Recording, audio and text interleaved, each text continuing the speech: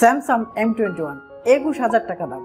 এত টাকা দিয়ে একটা ফোন কিনেছেন, কিন্তু ফোনটা হাতে পাওয়ার পরে আপনার যেটি হয়েছে সেটি হচ্ছে সিম ইনস্টল করার পরে ঠিকমতো ইন্টারনেট পাচ্ছে না, কিংবা ঠিকমতো আপনার সিমে নেটওয়ার্কই পাচ্ছে না। কি ঘাবড়ে গেছেন? তাই তো অবশ্যই ঘাবড়ানোর বিষয়, কারণ এত টাকা দিয়ে একটা ফোন কিনেছেন কিন্তু প্রথমেই আপনার নেটওয়ার্কের সমস্যা। এটা যেমন আপনার সাথে হয়েছে, তেমন আমার সাথে হয়েছে, তেমন যারা যারা এই ফোনটা কিনেছে সবার সাথে কিন্তু এই ঘটনা ঘটেছে। তবে ঘাবড়াবেন না, কারণ আজকের ভিডিওতে আমি এই সমস্যা থেকে কিভাবে সমাধান পাওয়া যায় ডিটেলসে আলোচনা করব। তাই ফুল ভিডিওটি আপনাকে দেখতে হবে শেষ পর্যন্ত। আর পুরো ভিডিও জুড়ে আপনাদের সাথে রয়েছে আমি আসাদ আবির। আপনারা দেখছেন আমার বাংলা হেল্প চ্যানেল। চলুন শুরু করা যাক। স্যামসাং M21 ফোনটি হাতে পাওয়ার পরে আমার সাথেও কিন্তু এই সেম একটা ঘটনা ঘটেছে। অর্থাৎ আমি যখন ফোনে সিম ইনস্টল করেছি তখন আমার ফোনে কিন্তু ঠিকমতো নেটওয়ার্ক পাচ্ছিল না, কিংবা আমি একেবারে ইন্টারনেট চালাতে পারছিলাম না।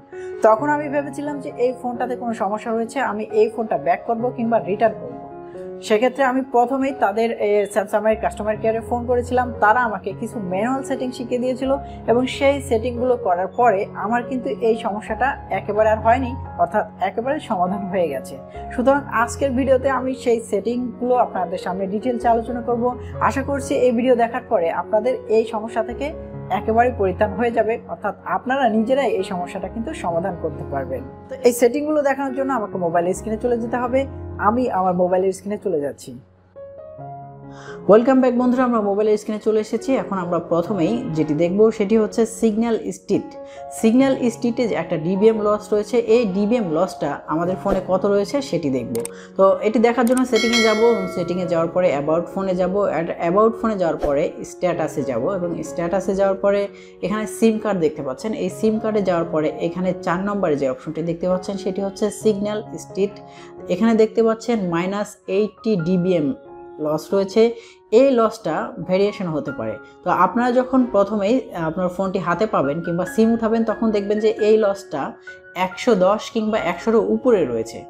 যখনই এই লসটা 90-এর উপরে থাকবে তখন কিন্তু আমাদের সিগন্যাল হারাবো, কিংবা সিগন্যাল একেবারেই কম থাকবে।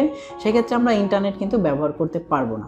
সুতরাং প্রথমেই আমরা এই সিগন্যাল স্ট্রিটটা এটি আসলে কি জিনিস সেটা দেখে আসি, কিংবা সেটা জেনে আসি। সিগন্যাল স্ট্রিট ডিবিএম লস হচ্ছে, আমি আগের একটা ভিডিওতে বলেছিলাম যে আমরা আমাদের ফোনে যে টাওয়ার থেকে নেটওয়ার্ক পাই সেই টাওয়ার থেকে আমাদের ফোনে একটা এয়ার ডিস্টেন্স রয়েছে, এবং এই এয়ার ডিস্টেন্সে আমাদের একটা লস হয়। এই লসটা হচ্ছে সিগন্যাল স্ট্রিট ডিবিএম লস। তো এই লসটা যখন আপনার ফোনে 100-র বেশি থাকবে তখন কিন্তু আপনার ফোনে নেটওয়ার্ক পারফরমেন্স একেবারেই খারাপ হবে। অর্থাৎ আপনি যখন ফোনটা কিনে নিয়ে আসবেন তখন এই টেস্টটা করে দেখবেন, তখন দেখবেন যে আপনার এই ডিবিএম লসটা 110 কিংবা 111 রয়েছে। সেক্ষেত্রে কিন্তু আপনি একেবারে নেটওয়ার্কে স্পিড হারাবেন। সুতরাং এই টেস্টটা, এই সিগন্যাল ডিবিএম লসটা যখন আপনার 90-এর নিচে থাকবে তখন কিন্তু আপনি বেটার পারফরমেন্স পাবেন। তো আমরা জানলাম যে সিগন্যাল স্ট্রিটটা আসলে কি। তো সিগন্যাল স্ট্রিটটা জানার পরে এখন আমরা এটাকে আসলে কিভাবে কমাতে পারি সেটা দেখাবো। তো এটা কমানোর জন্য প্রথমে আমরা আবারও সেটিংয়ে চলে যাব, এবং সেটিংয়ে যাওয়ার পরে এই কানেকশন দেখতে পাচ্ছি, এই কানেকশনে যাব। কানেকশনে যাওয়ার পরে মোবাইল নেটওয়ার্কে যাব। মোবাইল নেটওয়ার্কে যাওয়ার পরে এখানে নেটওয়ার্ক অপারেটর দেখা যাচ্ছে, এখানে যাব, এবং এখানে দুটি অপশন দেখতে পাচ্ছি। একটি হচ্ছে ম্যানুয়ালি এবং আরেকটি হচ্ছে অটোমেটিক্যালি। তো আমরা আসলে এখানে ম্যানুয়ালি না করে অটোমেটিক্যালি সেট করব। তো আমরা যখন অটোমেটিক্যালি সিলেক্ট করব তখন এই যে এখানে দেখতে পাচ্ছেন রেজিস্টার অর নেটওয়ার্ক, অর্থাৎ আমার ফোনের সাথে আমার সিমের যে নেটওয়ার্ক ছিল সেটা কিন্তু রেজিস্টার হয়ে গেল। এই জিনিসটাই মূল বিষয়, কারণ আমরা যখন ফোনটা নতুন কিনি তখন এই জিনিসটা রেজিস্টার করা থাকে না। আমাদের ফোনটি যে দেশ থেকে আসে সেই দেশে কিন্তু এটি ডিফল্ট আকারে থাকে। সুতরাং এই সেটিংটি আমাদের করে নিতে হবে। তাহলে দেখবেন যে আপনার সেই ডিবিএম লসটাও কিন্তু কমে গেছে, 90-এর নিচে চলে এসেছে, এবং আপনি কিন্তু ফুল গতিতে তখন ইন্টারনেট ব্যবহার করতে পারবেন। আমি আবারও দেখাচ্ছি, এই নেটওয়ার্ক অপারেটরে যাবেন। নেটওয়ার্ক অপারেটরে যাওয়ার পরে এখানে দুটি অপশন দেখা যাচ্ছে, একটা হচ্ছে অটোমেটিক্যালি এবং আরেকটা হচ্ছে ম্যানুয়ালি। আমরা এখানে অটোমেটিক্যালি সিলেক্ট করব, এবং আমাদের নেটওয়ার্কটা কিন্তু আমাদের ফোনের সাথে অ্যাডজাস্ট হয়ে যাবে কিংবা রেজিস্টার হয়ে যাবে। তখনই আমরা আমাদের ফুল স্পিড কিন্তু পেয়ে যাব।